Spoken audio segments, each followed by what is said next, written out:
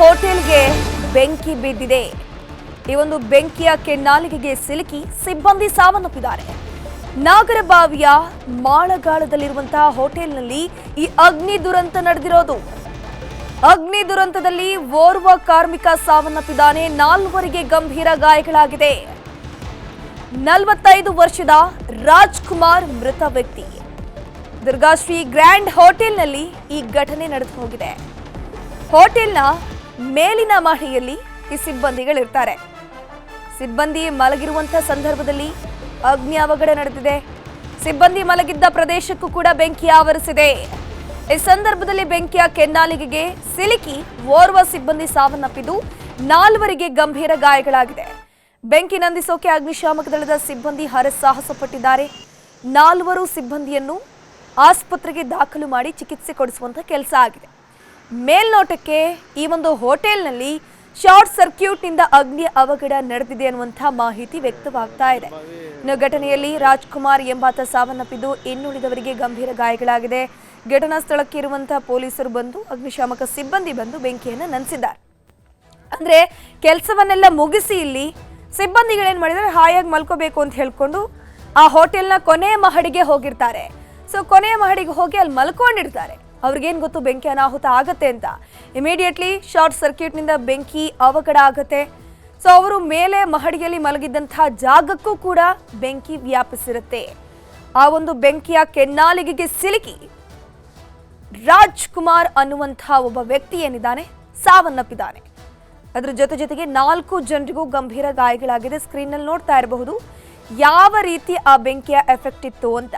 Durgashree grand ಹೋಟೆಲ್ನಲ್ಲಿ ಈ ಬೆಂಕಿಯ ದುರಂತ ನಡೆದು ಹೋಗಿದೆ. ಬೆಂಗಳೂರಿನ ನಾಗರಬಾವಿಯಲ್ಲಿ ಈ ದುರ್ಗಾಶ್ರೀ ಹೋಟೆಲ್ ಇತ್ತು. ಇದ್ರ ಬಗ್ಗೆ ಹೆಚ್ಚಿನ ಮಾಹಿತಿ ನೀಡ್ತಾ ಹೋಗ್ತಾರೆ. ಘಟನಾ ಸ್ಥಳದಿಂದ ನೇರ ಸಂಪರ್ಕದಲ್ಲಿ ಜಾಯಿನ್ ಆಗಿದ್ದಾರೆ ನಮ್ಮ ಪ್ರತಿನಿಧಿ ಶರಣು ಹಂಪಿ. ಈ ಒಂದು ಅವಘಡಕ್ಕೆ ಮುಖ್ಯ ಕಾರಣಗಳೇನು, ಒಟ್ಟು ಎಷ್ಟು ಜನ ಒಂದು ಹೋಟೆಲ್ ಸಿಬ್ಬಂದಿಗಳಲ್ಲಿ ಇದ್ರು ಅಂತ?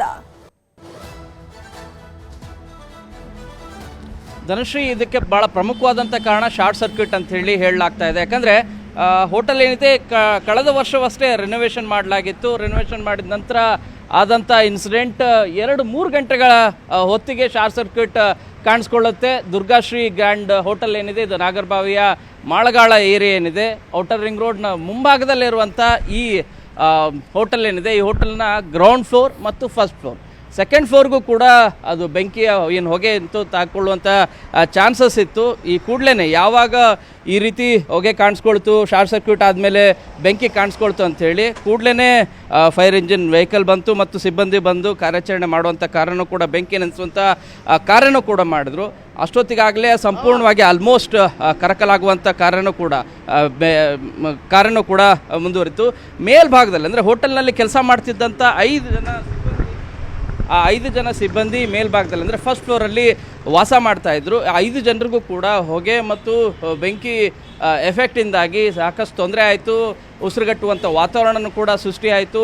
ಅಲ್ಲಿರುವಂಥ ಓರ್ವ ಸಿಬ್ಬಂದಿ ರಾಜ್ಕುಮಾರ್, 45 ವಯಸ್ಸಿನ ವ್ಯಕ್ತಿ, ಸ್ಥಳೀಯ ಖಾಸಗಿ ಆಸ್ಪತ್ರೆಗೆ ದಾಖಲು ಮಾಡುವಂಥ ಕಾರ್ಯ ಮಾಡಿದ್ರಾದರೂ ಕೂಡ ಅವರು ಸಾವನ್ನಪ್ಪಿದ್ದಾರೆ ಅನ್ನುವಂಥ ಪ್ರಾಥಮಿಕ ಮಾಹಿತಿ ಲಭ್ಯ ಆಗ್ತಾ ಇದೆ. ಇನ್ನು 4 ಜನರಿಗೂ ಕೂಡ ಖಾಸಗಿ ಆಸ್ಪತ್ರೆಯಲ್ಲಿ ಚಿಕಿತ್ಸೆ ಕೊಡುವಂಥ ಕಾರಣ ಕೂಡ ಆಗ್ತಾ ಇದೆ. ಈಗಲೂ ಕೂಡ ನೋಡ್ತಾ ಹೋದರೆ ದಟ್ಟವಾದಂಥ ಹೊಗೆ ಕಾಣಿಸ್ತಾ ಇದೆ ಮತ್ತು ಸ್ಪ್ರಿಂಕ್ಲರ್ ಮೂಲಕ ಹೊರಗಡೆ ನೀವು ನೋಡ್ತಾ ಹೋದರೆ ಹೊಗೆನೂ ಕೂಡ ಬಲಭಾಗದಲ್ಲಿ ಹೊಗೆನೂ ಕೂಡ ಈಗಲೂ ಕೂಡ ಕಾಣಿಸ್ಕೊಳ್ತಾ ಇರೋದು.